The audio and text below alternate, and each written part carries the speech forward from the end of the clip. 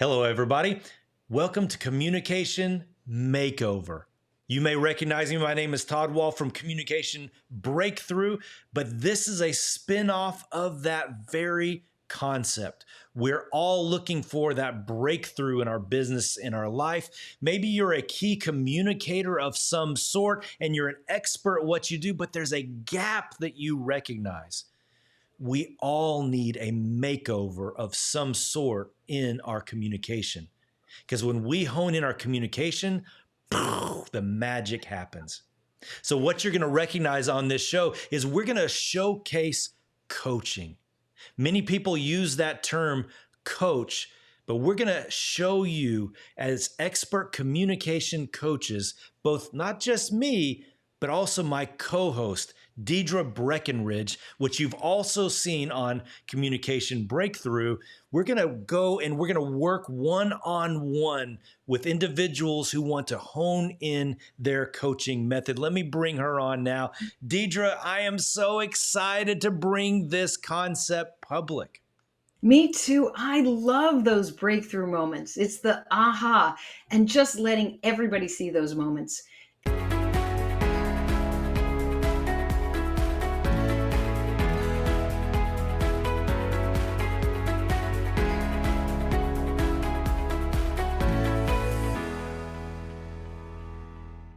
Hello, everybody. Thank you for this opportunity to hear about Communication Makeover because this is a passion for Deirdre and I.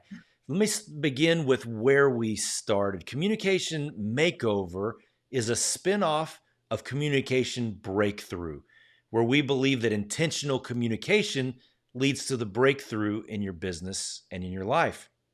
Well, Deirdre and I are communication coaches. And we have a communication breakthrough method, even if I'm a professional, I stumble all over it, a communication breakthrough method that we are using as coaches to bring people the breakthrough that they're actually looking for.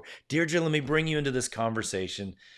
We love coaching. We love coaching and we love the breakthrough that comes from those aha moments because people get so frustrated with whether it's the tension of being on stage, whether everyone's got these different little things. They can't get the words out the way that they want to.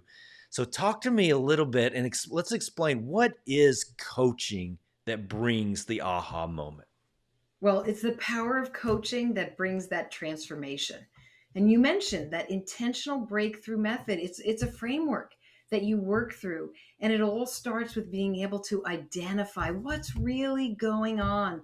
What's that situational awareness and working with somebody so that they can clearly find their path and impact and what they want to achieve and do that work so that they can get to that free flowing moment, that aha of I can do this. And what's great is they do it themselves. We just bring it out of them. And that's a great moment. That is the power of coaching. Within the method, it's recognizing a lot of times people don't have a clear outcome of what they're looking for. Therefore, they can't build backwards and build the path. And so coaching is the process of not telling people how to do something, but opening up awareness and discovery. And then people go, oh, I knew how to do this all the time. Like Deirdre, in our pilot episode with Brooke, you build the bridge of the tension of being on stage to how she rides horses on a continual basis and how she brings peace. And in that moment, she goes, oh my gosh, I've known how to do this the whole time. And you go, you're right, you have. Just a reset. And once you can figure out that you've done it somewhere else, it then makes sense, but you don't know what you don't know. And sometimes the questions and the conversation and the discussion and the paths that we go down leads to those moments. And that's extremely gratifying as a coach. I love to see people have the aha moment. And that's the beauty of it is it's visible. And so if you're looking to be on this show, a sponsor of this show, what you will see on a continual basis is a visible change in people. You will see the emotion, even at times of tears as they find that breakthrough that has been so frustrating to them. And so, if you want to be part of life change and of life changers who are communicators and have a message to share, but they're just at that frustration point, then join us in this breakthrough and join us on this journey as we help people change other people's lives. You're invited to join, and we can't wait to have you with us. Welcome back, everybody. Welcome to Communication Makeover, where we're looking at the intentional things you can do to make a transformation in your communication. A lot of times it's just the little things that you do. So it's not that you have to become a brand new person or a whole different version of yourself. A lot of times it's just a remember to smile at the end of that. Remember to raise your energy level just a little bit so they know that you're actually interested in what you have to say. Now, in this segment, I want to focus on one of Kate's her what I often call her magical sword. What is a tool that she uses that helps that person transform their perspective to get the breakthrough that's needed within the coaching process to really transform and make over their communication and create the connection that they're actually looking for. Let me bring her on now. Kate, so like Camelot and Excalibur, what is your secret weapon? So I'm going to tell you about my specific secret weapon tool, but I want to talk a little about why I think it's so important. So I think, tend to focus on what we're not good at as people, right? We love to focus on our weaknesses. If I ask my clients, what are your weaknesses? I usually get like 1, 2, 3, 4. I can tell you all these things that I'm so self-conscious about or that I'm not sure I do well. Then I ask my clients, what are your strengths? And I usually get silence and I get some uncomfortable, I don't know. Do you want to tell me what my strengths are? Or, that feels really uncomfortable. That's not something I spend a lot of time thinking about. So the secret tool that I use with a lot of clients is actually to help them understand what they're good at. And this is not just me going, yay, rah, rah, you have strengths. It's because I think we tend to focus so much on weaknesses when we really don't get a lot out of harping on those, but we could get a lot out of thinking about where do I have natural strengths and abilities that I could build on, that I could leverage, that I could do more with to have more impact to be better at my job.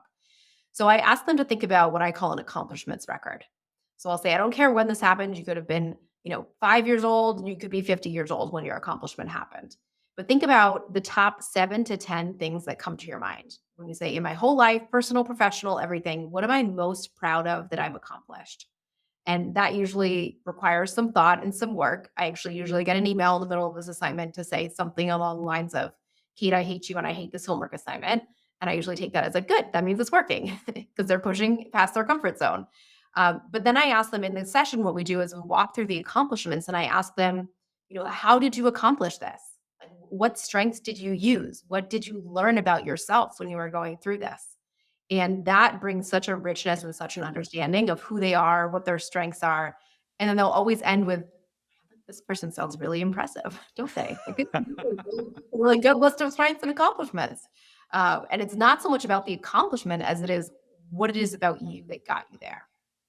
Yeah. So would you say that the power of this is one is giving them permission to go to the positive and go to Yeah. that optimistic what might be possible because like you're right, we just it's so much easier to beat ourselves up. I mean, Mhm. Mhm. and so permission, it sounds like, is the first thing that you do in that exercise. Would you agree with that? Yeah. Yeah. Like permission to be proud of yourself. I feel like that's a funny thing to say, but a lot of us don't love to celebrate ourselves, or we're much more comfortable celebrating other people. And so, Yeah. yeah, it's permission to be proud of yourself. To me, your coach, right? I'm going to be proud of you too, but it's more important that they're proud of themselves. And it sounds like the next aspect of that, once they've got, and even though it's painstaking to actually write that down, we feel like culturally we don't have permission to go to that positive place. But even after they probably broad stroke it a lot of times, it sounded like the power was okay. Now let's unpack this, and let's go 3 more layers deep. How do you lead them in that direction? Because it sounds like that's where the real magic is. Yeah, and that's why I usually tell them, don't overthink it and try not to go to what would other people think is the most important accomplishment I've had. Right? If it's I won this gymnastics competition when I was 10 years old, then that should be on your list. Like so that is permission to think about what you're good at. And it's also permission to remove this judgment and this external judgment in particular about what matters or what's important. And then I realize people just don't spend time thinking about their accomplishments in this way. Right? Even if they allow themselves the celebratory, I did it, let's say you pass the bar exam, you're not sitting there going, well, what was it that got me here? It was determination, it was a good strategy, it was asking for help when I needed it. We just don't really do that kind of reflection without being prompted or without being asked. So I think that's what brings up a lot of self-awareness. And then they start to see the patterns like, wow, I had 8 strengths. And, this one thing was in all of my accomplishments. I guess that must be really important to me. Yeah, and it's those dots begin to connect as you see that pattern playing out, that pattern that you've been ignoring the entire time. So tell me again what you call that process. I call this the accomplishments record exercise. I love that. So give our audience one encouragement of why they need to do the accomplishments exercise. Self-awareness so that you can build on and leverage your strengths. Listen, it's a lot easier to build on strengths that you have naturally than to try to rewire your brain to get rid of all of your weaknesses. So, spending a little bit of time to better understand your strengths and think about, okay, how could I then use that when I am faced with a challenge or with something that's pushing me beyond what I've done before? I'm going to focus on what are the strengths I can draw from and how can I use what I already know about myself and what I know I can do well in order to help me accomplish this new challenge that's in front of me.